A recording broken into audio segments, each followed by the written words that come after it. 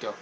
Hey YouTube, I thought I'd post my deck list here, or show it to you guys, because this is based on the new meta that has occurred throughout the, because yesterday was the kickoff event, and we didn't go because we live nowhere near it, we're in Georgia, but I looked at the lists online and on YouTube, and I did my own thing with what he did. I do not know his name or the other guy. One guy was Dudley Emperor build, and the other guy didn't have Dudley Emperor, so he built the old build, but it's a good build, but I think Dudley Emperor is better. So I'm just going to show it to you real quick. First off, starting Vanguard. The other one's okay, but this one's better.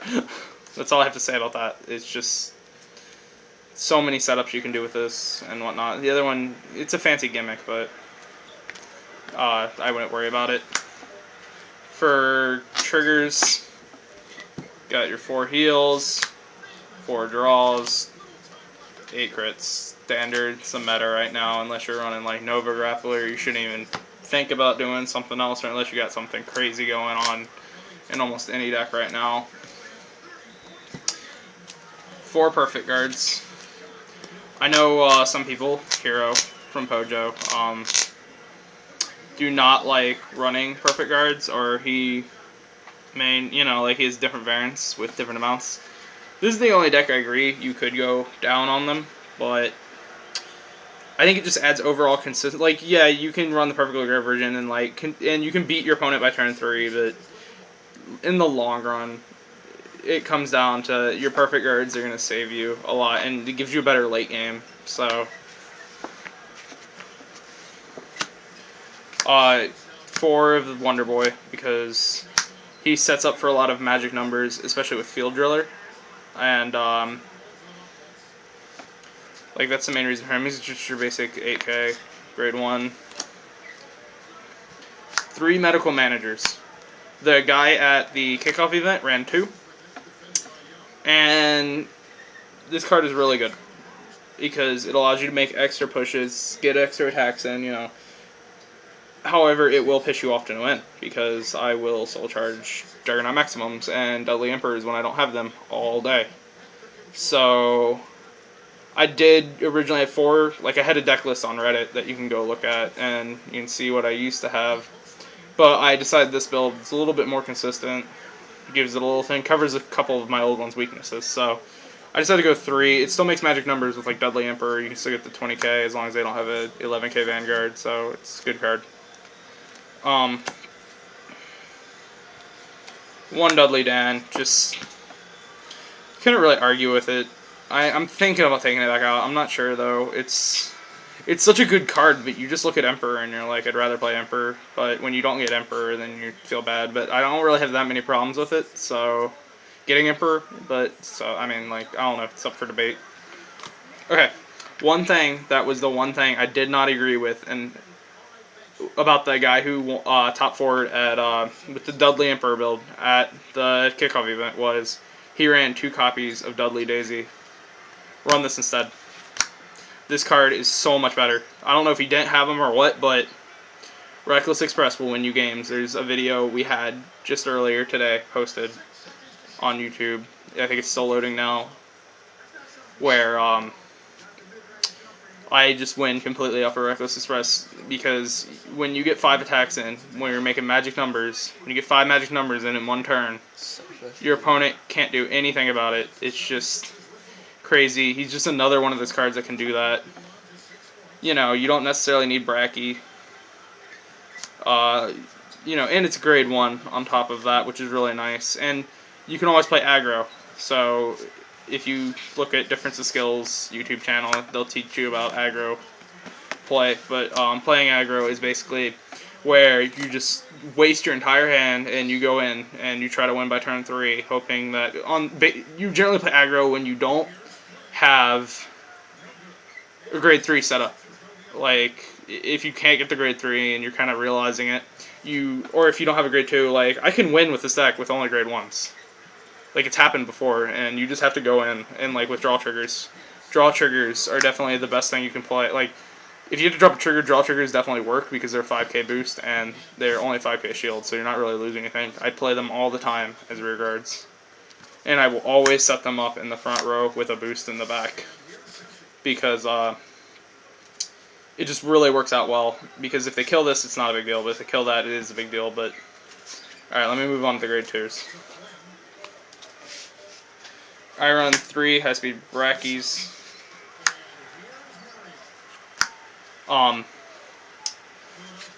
thought 4 was too many because you ride them and you feel bad about life, but then and you also want other cards in there. 3 is a good number to where you draw them when you need them and whatnot.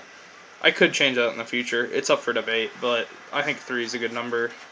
They're really good early game, yeah. 2 field drillers.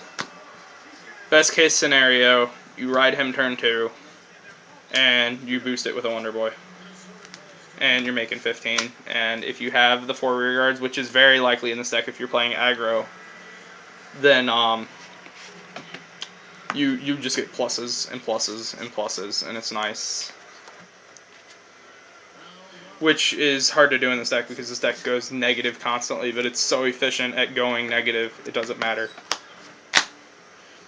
I run 2 Dudley Douglas. I'm thinking about dropping down to 1. I'm not sure. It's good. I know why it's in here. The guy at I'm now running it because of the kickoff event.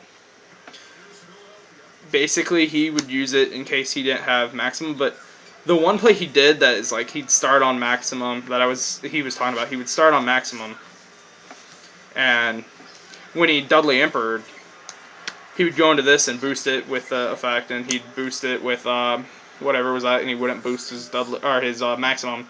He'd bring this out, attack with it for a magic number, and he'd still have an intercept, which is what I liked about it. I mean, it is a good play. It adds a little bit of consistency in it when you come down to the point because the way to beat this deck is to drag it into the late game. Once they Dudley Emperor twice, there's nothing they can do afterwards. Nothing. They just went so negative that they will lose. But if you have Douglas, it makes that a little bit better because you still have that intercept, which is nice. I mean, I don't know if I agree with 2 yet, but I have 2 for now, and that's what the guy at the kickoff event did, and I kind of agree with it. I run 2 Panthers. I don't think you should run 4. It's just another one of those, you know, best case scenario, you ride it. It doesn't leave the field or anything. It's good, it's solid, it's big. I think 2 is fine. And then I run 2 Zachary because they will block this card all day for whatever reason. I don't think it's that good on the fact that people don't realize that when he goes back to the deck, the chances you're drawing a trigger are actually pretty decent. So you can trade him for a trigger. The only time, and I don't want to run anymore because I don't want to rely on him going back to the deck when I need Emperor. But he's definitely nice for pokes because they will block him. He forces blocks, so because at the end of the day, you want them to block. You want them to, block this kind of stuff because you don't want them to block all your juggernauts late game or mid game, I guess. So 2 of him. All right, the grade 3s. Obviously, I've only been saying it all video. 4 juggernauts, best card ever. Officially now, apparently, I thought it was Ezel, but now I'm being Dudley informed. Emperor. Oh. Wait, what'd I say before? You said Juggernaut. Oh, okay, I seen Dudley Emperor. I'm being informed that this Ezel is no longer the stupidest card in the game, like I say it is, but this is now the stupidest card in the game, which, in the TCG, obviously, but yeah, I could see it. I definitely agree. Can't really argue it after today or yesterday or whatever, so, builds its own soul, for the maximums and whatnot, and it's pretty good.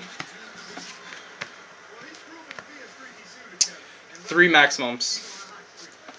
The guy at the kickoff event ran 2. No. You're gonna get 1 for damage. You're gonna soul charge 1. It's gonna happen. Don't 2, and then you have to rely on Douglas. I like Douglas. I don't want to rely on him though.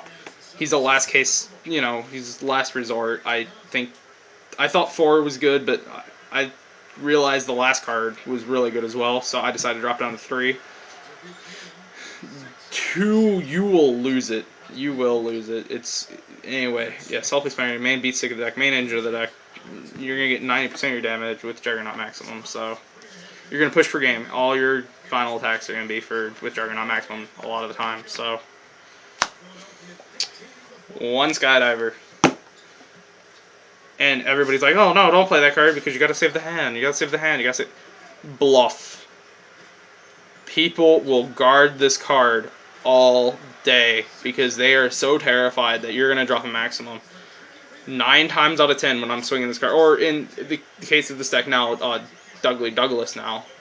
But like, no, I don't want to waste my hand. I really don't want his effect to go off ever, but people don't realize that. So they'll block it.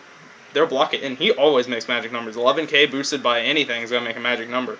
So he's scary. Like, people are really scared of him. So like the scare factor is just it's just crazy. Like, people will block it and then they'll try to kill it. They'll go after it instead of your Vanguard for a turn. So that's nice. You know, you don't have to worry about them killing. You know, that's 1 less point of damage you just took because they're scared of this card. That's really not that good, but it is at the same time. On the sole factor that people are scared of it. So. And I mean, yes, you can activate the effect, and you will push, like, every now and then you'll push for game with it, but most of the time you will bluff with it, and it will work. Anyway, that's my deck. Feel free to post comments and whatnot below, and subscribe to us. See ya.